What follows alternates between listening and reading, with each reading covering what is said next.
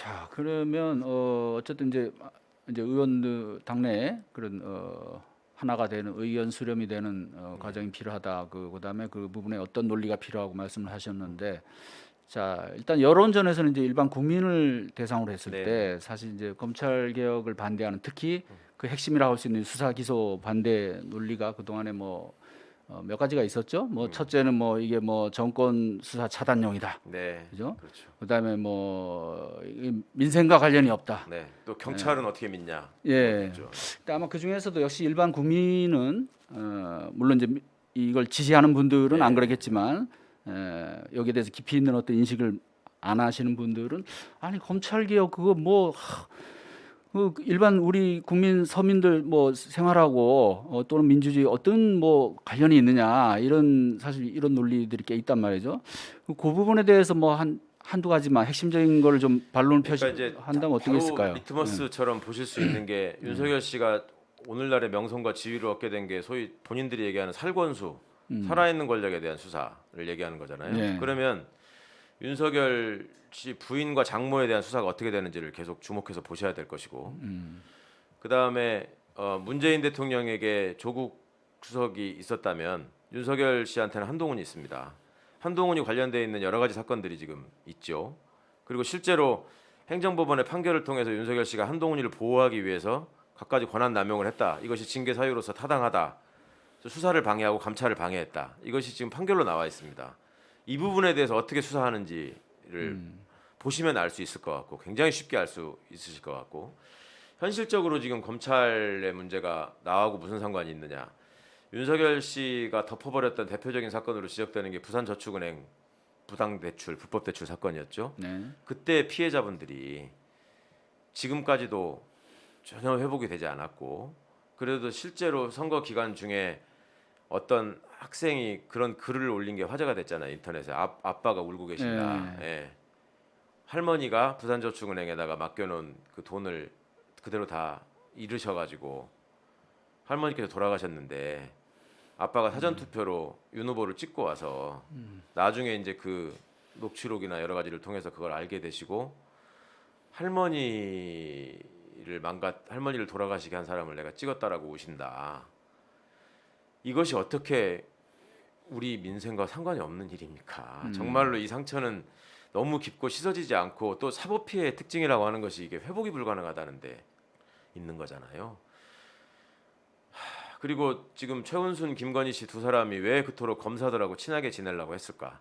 삼부토건 회장은 왜 검사들을 늘 모아놓고 술을 먹였을까? 그거는 검찰이 가지고 있는 막강한 권한, 집중된 권한 때문에 그런 것이고 그것들을 통해서 최은순 씨와 동업을 했던 사람들의 말로가 어떻게 돼 있는가를 보시면 이것이 단순히 나하고 상관없는 일이다. 그리고 실제로 어떤 문제가 생겨서 검찰청에 가서 수사를 받아보셨거나 참고인으로라도 진술을 하셨거나 고소장을 내보신 분들은 이미 다 절감하고 있는 문제입니다. 이 사람들이 얼마나 오만하고 건방지고 사람들 눈밑으로 보면서 함부로 대하는가. 그러니까 이런 것들이 국가기관 하나하나가 국민들에 대한 봉사자로서 자기들의 직분에 충실해야 되는 것이 민주주의의 기본 원리라고 할 때 그것이 그렇게 되는 이유는 그런 거 하나하나가 국민의 삶의 평안을 해치기 때문에 그런 원칙들을 우리가 인류가 확립을 해온 것인데 이거를 정면으로 무시하겠다는 집단을 등에 업고 지금 대통령이 등장하는 상황 이것은 절대로 국민들과 무관하지 않을 것이고 앞으로 직접 겪으시는 일도 무척 생길 것이다. 저는 그렇게 생각합니다. 그 이제 일각에서는 또 이제 검경 수사권 조정 예. 시행 이제 뭐 1년여 지났는데 뭐 그것도 민주당 내에서도 그런 의견이 나오는 것 같아요. 예. 법무부 장관도 그런 의견이 있는 것 예. 같고 그것이 안착되는 것, 예. 그다음에 뭐 조금 어떤 그 성과를 좀 보고 네. 그 다음에 수사 기소 분리는 이제 최종적으로 가는 게 맞지 않느냐 또 네. 이런 반론도 있거든요. 네네. 그 부분은 어떻게 또 그러니까 다른 그거는 논리를 펼수 중간에 있을까요? 일종의 절충안 내지는 미봉책이었지 최종 목표가 아니라는 점은 누구나 다 알고 있는 일이고요. 예. 그러면 그 최종 목표 지점까지 가는 상황에서 국민적인 동의를 얻고 그 다음에 업무상 차질이 없게 하자 이런 것들이 이제 집권 여당으로서의 당연한 책무라고 생각을 했던 것입니다. 그런데 지금 상황은 이제 이 검찰이라는 칼을 활용해서 최대한 난도질을 하고 그것을 자신의 정당성 내지는 권력의 기반으로 삼겠다라는 것을 노골화한 사람이 지금 권력을 갖게 된 상황에서 국민을 지키고 법치주의를 보호하는 것은 야당의 몫인 것이고 그렇게 하기 위해서 예를 들어서 그런 얘기를 하더라고. 우리가 두들겨 맞는 모습도 필요하다. 패배했기 때문에. 그렇지만 가드를 올리고 정당한 방식으로 두들겨 맞는 것 그런 모습을 보이는 것이 국민들 보시기에도 좋은 것이지. 우리가 가드도 올리지 않고 그냥 두들겨 맞지도 않고 먼저 때리자는 거냐 이런 논리거든요.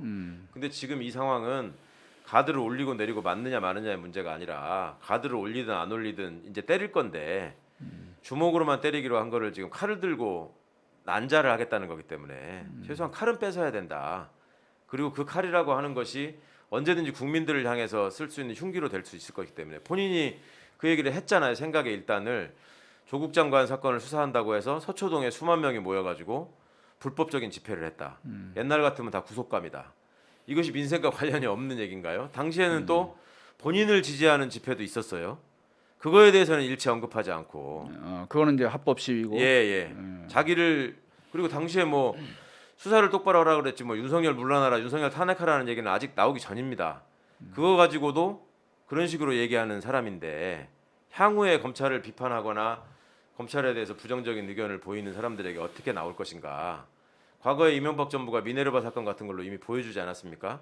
그때 그 짓을 했던 게 검찰입니다. 예, 결국 다 무죄가 됐잖아요. 예. 미네르바가 무슨 유명한 정치인이었습니까? 뭐 셀럽이었습니까? 한 사람의 시민이었는데.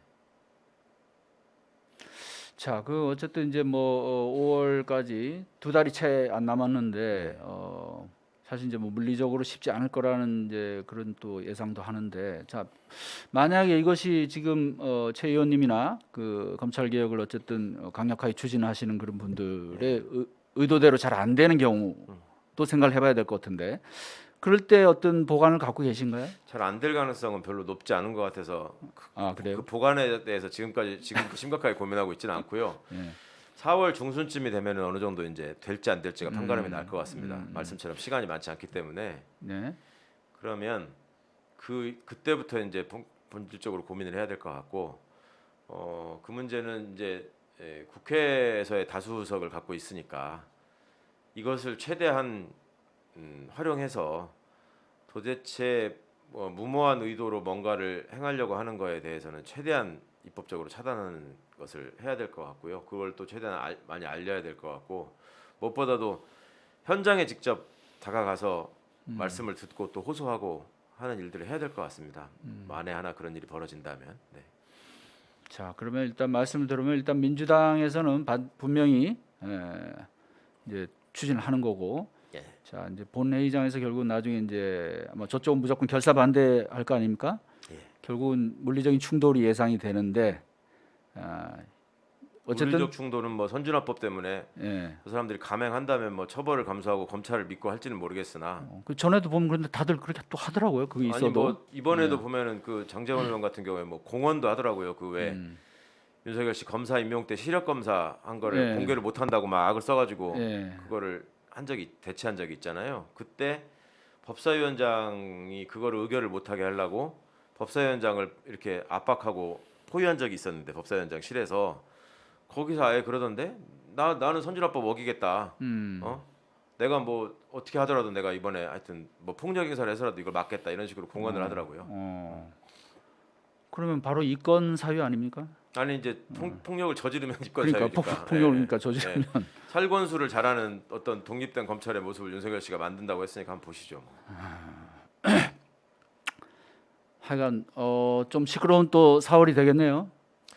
예, 뭐 여러 가지 이슈들이 많이 분출할 것이고 또 끊임없이 아마 당선자와 인수위 측에서는 황당한 문제를 계속 일으킬 것 같습니다. 그것이 걱정이고 또 하나 정말로 제가 걱정인 것은 국방부나 이 안보나 보안을 대하는 이 사람들의 지금 마인드를 볼 때 예.